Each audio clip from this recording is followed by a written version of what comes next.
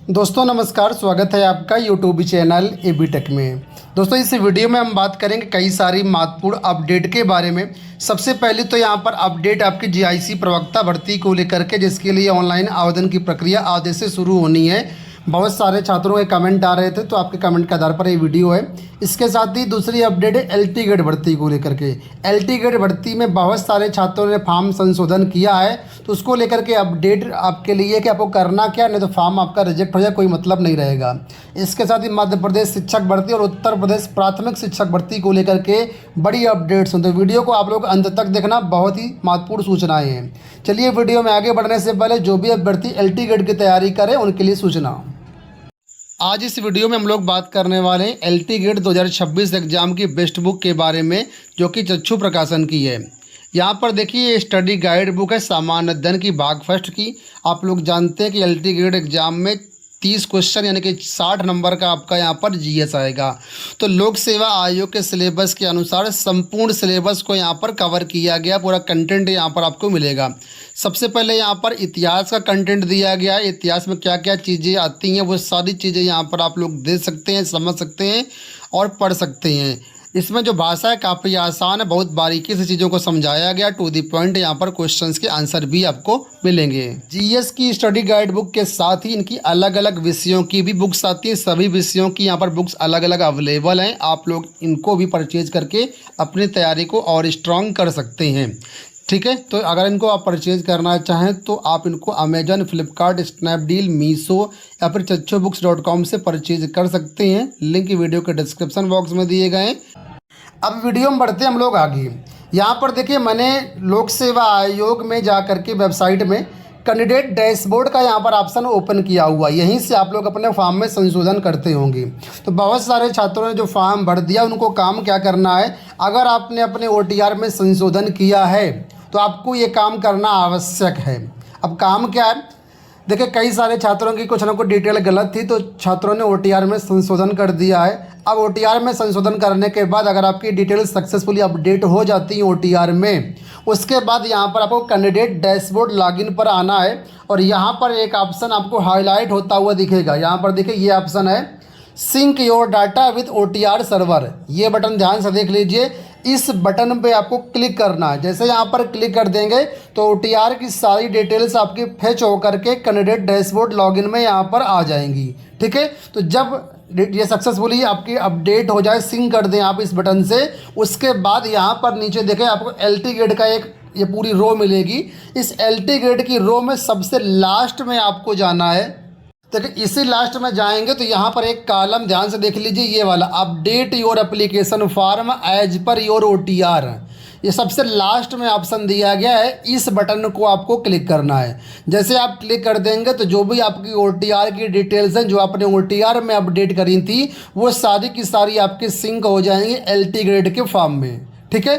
तो जब दोनों काम आप कर लेंगे, उसके बाद यहाँ पर देखिए एक ऑप्शन मिलेगा आपको, मैं आपको दिखाता हूँ।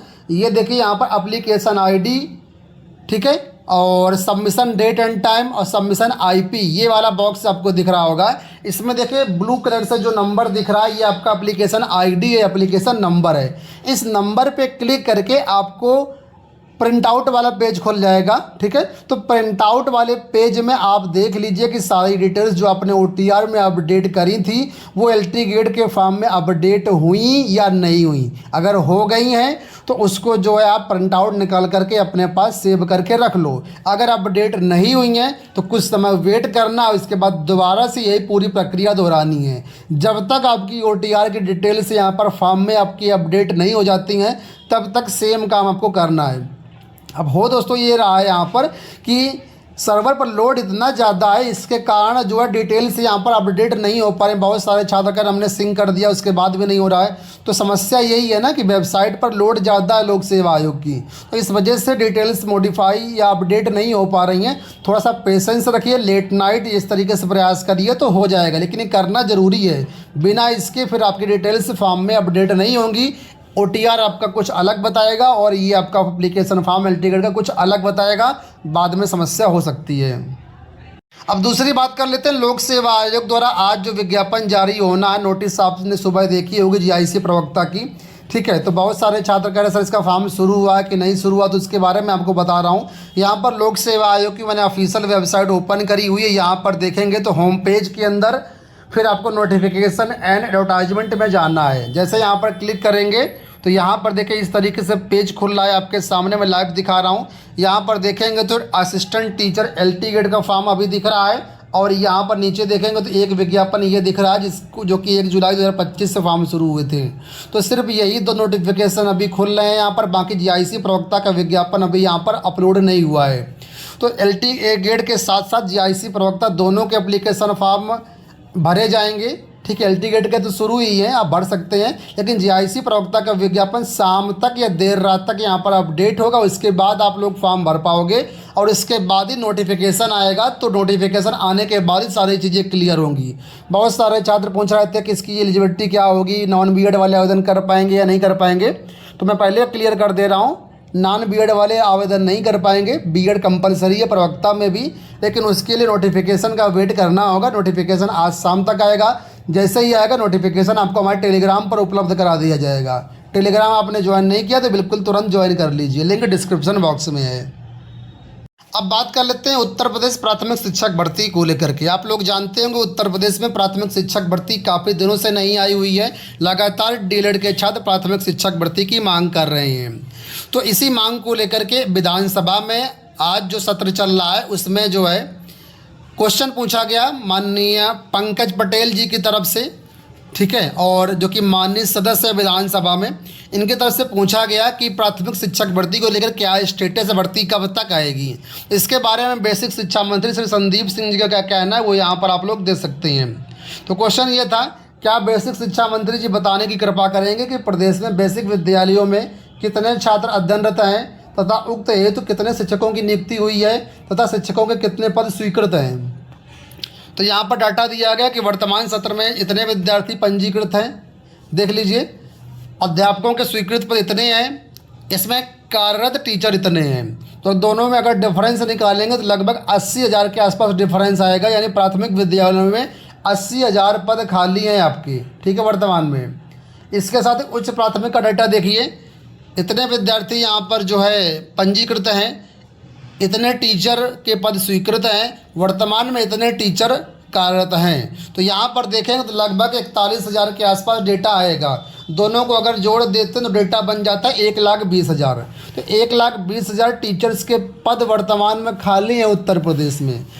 ठीक है, अब इसके जवाब में इनका ये था कि क्या उत्तर प्रदेश में प्राथमिक शिक्षक भर्ती आएगी, क्या छात्र शिक्षक अनुपात का क्या रेशियो है। तो यहाँ पर देखिए बताया गया है कि निःशुल्क और अनिवार्य बाल शिक्षा अधिकार अधिनियम के तहत प्राथमिक विद्यालयों में जो छात्र शिक्षक अनुपात है वो 30:1 है, और उच्च प्राथमिक विद्यालयों में 35:1 निर्धारित किया गया है। ठीक है, तो कुल मिलाकर के भर्ती में बता दिया गया छात्र शिक्षक अनुपात पूरा, भर्ती आने की कोई योजना फिलहाल नहीं है। जो 30:1 जो रेशियो बनाया हुआ है, ये वर्तमान में जो 30:1 और 35:1 का है, ये हमारी इस छात्र संख्या के हिसाब से अभी पूरा है। लेकिन हम इसको और बेहतर बनाने के लिए अब प्रयास कर रहे हैं, क्योंकि हमने जब ये मर्जर की प्रक्रिया को प्रारंभ किया है, इसके साथ जो भी जितने भी विद्यालय, अगर हमारे अधिकतम 50 बच्चों का अगर विद्यालय है तो 50 बच्चों के विद्यालय पे हम 3 शिक्षक यानी 2 शिक्षक, 2 सहायक अध्यापक और 1 शिक्षा मित्र की नियुक्ति करेंगे। इस मानक को पूरे करने के लिए, हम शिक्षा के स्तर को और बेहतर बनाने के लिए, हम शिक्षकों की उपलब्धता को और बेहतर बनाने की ओर हम सब लोग आगे कार्य कर रहे हैं। इसके बाद जितने भी हमारी छात्र संख्या हो तो रेशियो बनाया हुआ है ये। तो कुल मिलाकर के नई भर्ती को लेकर के फिलहाल कोई अपडेट मतलब खुशखबरी तो नहीं कह सकते हैं, बस आपका बयान आ गया कि सब कुछ ठीक ठाक है। बात करते हैं मध्य प्रदेश शिक्षक भर्ती को लेकर के। तो यहाँ पर आप लोग जानते हो कि मध्य प्रदेश से प्राइमरी टीचर के करीब 13,000 पदों पर भर्तियाँ आई हुई थी, जिसके लिए यहाँ पर देखिए बताया गया कि इसमें आवेदन करने की डेट जो बढ़ा दी गई है। पहले लिखा है आवेदन करने की तारीख 1 अगस्त निर्धारित थी, अब इस तिथि को बढ़ा करके 25 अगस्त कर दिया है। तो अगर आपने अभी तक फॉर्म नहीं भरा है MP में प्राइमरी टीचर का और आप एलिजिबल हैं तो आप MP टेट प्राइमरी टीचर का फॉर्म भर सकते हैं। बात करेंगे उत्तर प्रदेश में डोमिसाइल को लेकर के आज हुए आंदोलन के बारे में। आप लोग जानते होंगे सोशल मीडिया X पर आज सुबह 10 बजे से ट्विटर अभियान चल रहा है, हैशटैग यूपी वांट्स डोमिसाइल, इस बढ़तियाँ हो रही, उसमें डोमिसाइल नीति लागू करने की मांग कर रहे हैं। छप गया है, मतलब बिहार में हो गया, एमपी में हो गया, और भी कई राज्य हैं, तो यहाँ पर अदर स्टेट को मौका नहीं दिया जा रहा है या बहुत कम मौका मिल रहा है। जैसे बिहार में देखेंगे तो आप जो है प्रेफरेंस दी गई है बिहार के निवासियों के लिए, 85% आरक्षण निर्धारित किया गया बिहार के छात्रों के लिए। उसी प्रकार उत्तर प्रदेश में भी डोमिसाइल नीति लागू होनी चाहिए। छात्रों का कहना है कि जब बिहार के छात्रों की मांग बिहार सरकार सुन सकती है तो उत्तर प्रदेश के छात्रों की मांग उत्तर प्रदेश सरकार क्यों नहीं सुन सकती है। उत्तर प्रदेश में भी ये नीति लागू होनी चाहिए। फिलहाल इसके लिए ट्विटर अभियान चल रहा था। जो हैशटैग है आपका, ये 6 नंबर पर ट्रेंड में था, सुबह की बात है, ठीक है। तो फिलहाल आप लोग भी अगर चाहते हैं तो आप ट्वीट कर सकते हैं सोशल मीडिया एक्स पर। दोस्तों ये हो गई आज की सारी अपडेट। उम्मीद करेंगे वीडियो आपको पसंद आया होगा। इस वीडियो में इतना ही, धन्यवाद।